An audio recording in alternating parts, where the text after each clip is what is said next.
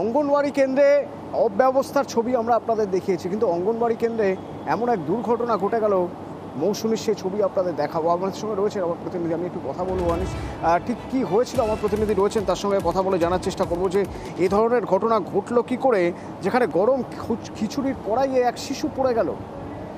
আমার সঙ্গে রয়েছেন বিশ্বজিৎ। বিশ্বজিৎ, প্রথমে জানতে চাইবো পরিবার কেমন আছে এখন?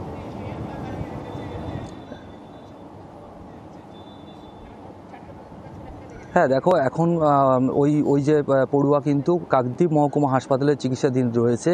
তার একদম গলার কাছ থেকে এবং পায়ের তলা পর্যন্ত পুরোপুরি পুড়ে গিয়েছে। যেটা ঘটলো যে নামখানা ব্লকের যে মৌসুমী যে বাগডাঙ্গা যে অঙ্গনওয়াড়ি কেন্দ্র রয়েছে, সেখানে যেমন প্রতিদিনের মতো পড়ুয়ারা যায়, শিশুরা যায় সেখানে কিন্তু গিয়েছিল এবং সেখানে আজকে যে খিচুড়ি রান্না হয়েছিল সেই খিচুড়ি রান্না শেষ মুহূর্তে একদম সেখানে তখন রান্নি কোনো কাজে হয়তো জল আনার জন্য বা পাশের কোনো কলে গিয়েছিলেন এবং সেই জায়গায় ওই বাচ্চারা খেলা করছিল এবং আচমকাই কিন্তু ওই বাচ্চাটি খেলা করতে করতেই ওই খিচুড়ি কড়াতে পড়ে যায় এবং পড়ে যাওয়ার পর তৎক্ষণাৎ কিন্তু চিৎকার চেঁচামেচি জুড়ে যায়। স্থানীয় মানুষজন ছুটে আসে, তৎক্ষণাৎ বাচ্চাটিকে কিন্তু উদ্ধার করে তড়িঘড়ি কাকদ্বীপ মহকুমা হাসপাতালে নিয়ে আসা হয়েছে। তবে প্রশ্ন কিন্তু একটা উঠছে, কীভাবে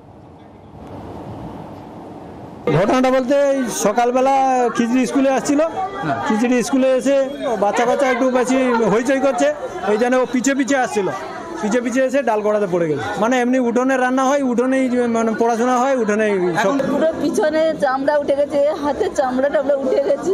হাসপাতালে নিয়ে এসছে? হ্যাঁ।